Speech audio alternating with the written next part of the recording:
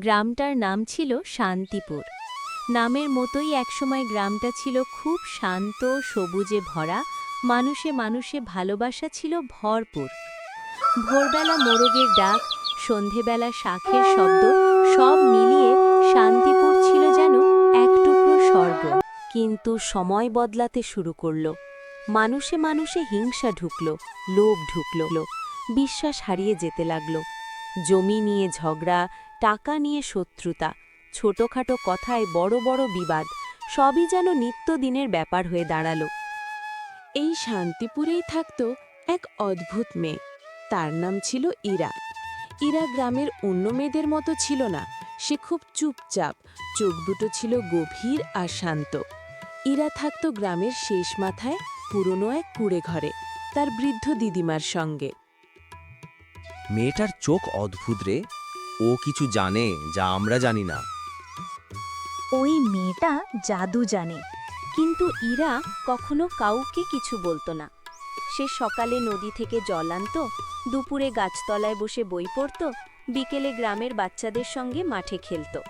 সবচেয়ে আশ্চর্যের বিষয় ছিল, যেখানে ইরা থাকত সেখানে অদ্ভুতভাবে সব ঠিক হয়ে যেত।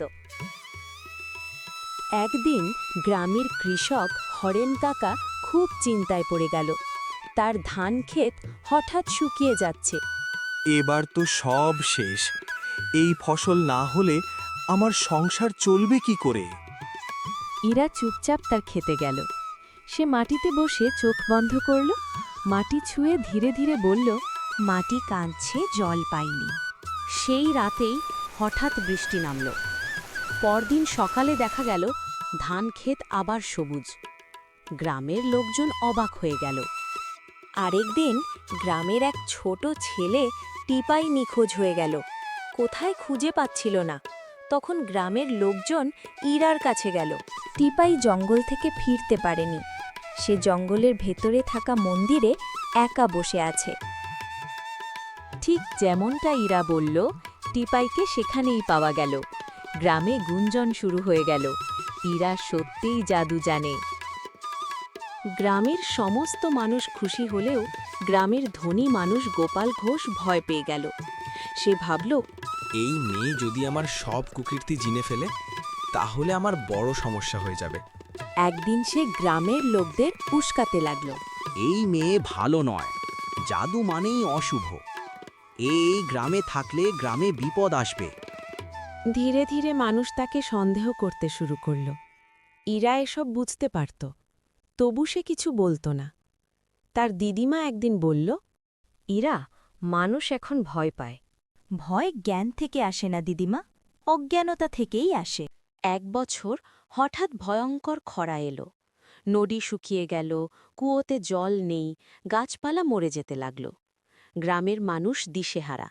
তখন সবাই ইরার কথা মনে করল। কিন্তু গোপাল ঘোষ বলল, ওকে ডাকবে না, ওর জন্যই এসব হয়েছে। লোকেরা দ্বিধায় পড়ে গেল। ঠিক তখনই ইরা নিজে গ্রামের মাঝখানে এসে দাঁড়াল। সে বলল, আমি যদি চলে যাই তবে এই গ্রাম বাঁচবে? সে সবাইকে বলল কিভাবে জল জমাতে হবে, কিভাবে গাছ বাঁচাতে হবে, কিভাবে একে অন্যকে সাহায্য করতে হবে। তার কথায় কেউ বিশ্বাস করল, কেউ আবার করল না। ইরা ৩ দিন ৩ রাত নদীর ধারে বসে থাকল। সে কাউকে ডাকেনি, কিছু চায়নি।